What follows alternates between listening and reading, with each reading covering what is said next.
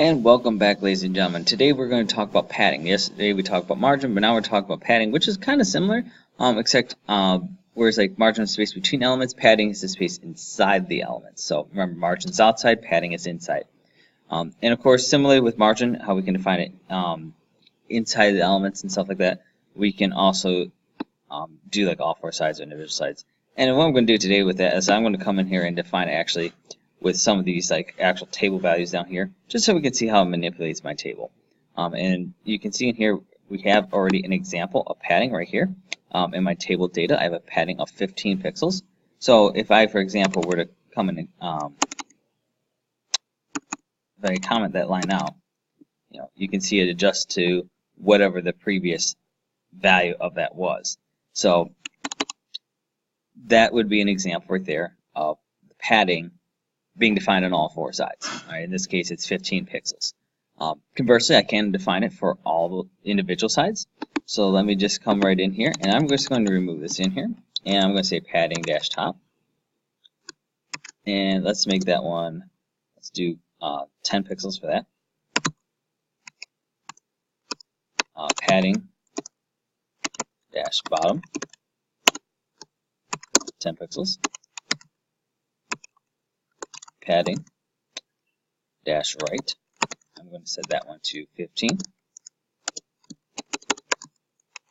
And padding dash left, I'm going to set that one just to 5 pixels. And so now you can see the different paddings, and it has affected my table here, right? And just like before, we can kind of apply the shorthand method here. And remember, the order it's always going to go is from the top of the element to the right, to the bottom, to the left. So if I wanted to condense this down, right, I'm going to take this back to padding. So again, you can do this individually, but if you want to see how to do the shorthand method, that's what I'm going to do right now. If I can do padding, right, I'm going to do the top side first. So I'm going to do 10 pixels, 10 pixels, and let's just do 15. Actually, it'd be 15 first. Right? So I get the same size here, 10 and 5.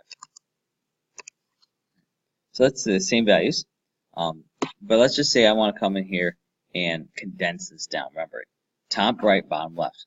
So if I do this one right here, I can eliminate a 10 pixel in here.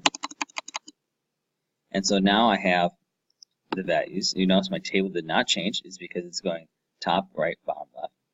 And that's the order in which it goes. So if I were to undo that, remember, this is top, right, bottom, left.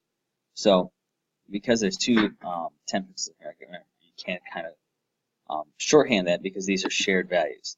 So if I take that out, those are considered to be shared values. And of course, it's just like we saw last time, we can kind of condense those down.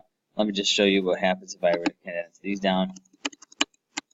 So now I have these values, and these tables are getting values here of 15 and 5.